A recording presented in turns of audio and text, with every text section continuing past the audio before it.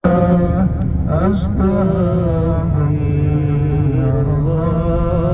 minal khataaya. Astaghfirullah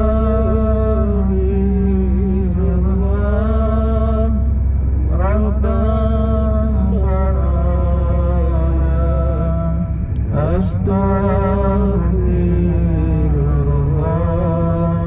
minal khataaya. Astaghfirullah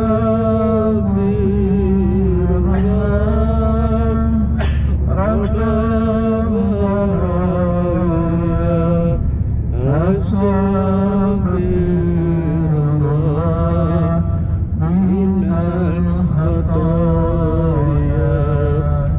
Bapak Ibu yang dirahmati Allah Subhanahu wa taala, sebentar kita akan sampai di pabrik parfum yang berada di Taif. Di sebelah kiri kita ada rumah yang sangat-sangat besar sekali di sebelah kiri kita. Ini adalah villa atau rumahnya Syekh Surem, salah satu imam Masjidil Haram ya. Syekh Surem. Ini adalah rumah beliau yang berada di Taif di sebelah kiri kita. Di sini imam-imam ya semua dibantu oleh pemerintah Arab Saudi ya. Lihat di sebelah kiri kita ini adalah villa atau rumahnya Syekh Surem, salah satu imam senior Masjidil Haram. Bapak Ibu yang dirahmati Allah Subhanahu wa taala, nanti di bab parfum kita tidak lama ya. Tidak lama. Nanti kita kasih waktu sekitar 15 menit. Di situ sudah diadakan belanja ya. Nanti kita langsung menuju ke tempat nyepot ya, ke tempat nyepot. Nanti untuk beli kurma ya. Nanti beli kurma di kota Madinah Al-Munawwarah, kita mengambil berkahnya Madinah Al-Munawwarah.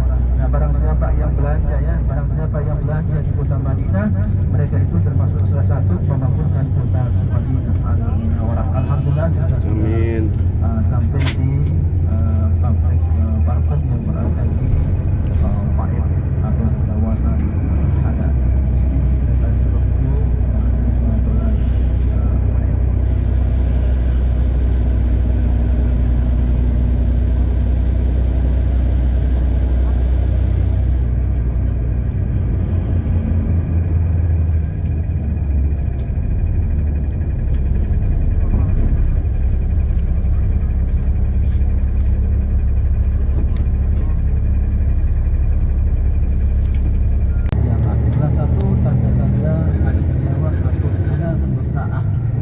Atau tanda-tanda hari kiamat yang pertama, nanti air zam-zam kita lihat ya, air zam-zam subur kamar. Ustaz tidak di bagian kamar, akhirnya tidur di asrama. Nah, paginya habis subuh Ustaz lihat ya apakah sudah makan atau belum.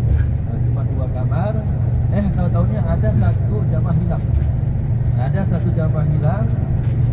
Ustaz cari pada hari pertama nggak ada, hari kedua nggak ada, hari ketiga nggak ada, hari ketiga nggak ada, sampai teman-temannya sudah pulang, jamaah ini belum ditemukan. Nah, sehingga karena Ustaz lama, akhirnya Ustaz bawa grup lain lagi. Dapat persis pada tanggal 23 itu Ustaz mendapat kabar bahwa ada jamaahnya ditemukan di Masjidil Haram. Langsung langsung Ustaz dipanggil, disuruh ambil, kemudian dipulangkan. Nah, pada saat itu Ustaz tanya, selama 3 minggu kemana? Itu katanya sekitar jam 2 malam, ketika bangun dari tidur, cuma pakai baju dalam sama celana dalam. Katanya ada yang menunggu di masjid, katanya sampailah ke padang pasir. Itu terdapat di padang pasir hampir selama 8 hari kalau nggak salah, selama 8 hari. Nah, makanya kalau kota Mekah ini tidak haram, kota Mekah tidak remehkan. Kita sering ke sini. Kadang-kadang di sini Allah Subhanahu wa taala mengumpulkan. Di sinilah tempat para nabi, para rasul diutus oleh Allah Subhanahu wa taala. Yang kadang-kadang di sini kita diutus oleh Allah Subhanahu wa taala. Apakah kita mampu menjadi orang-orang yang bersabar? Mudah-mudahan kita mampu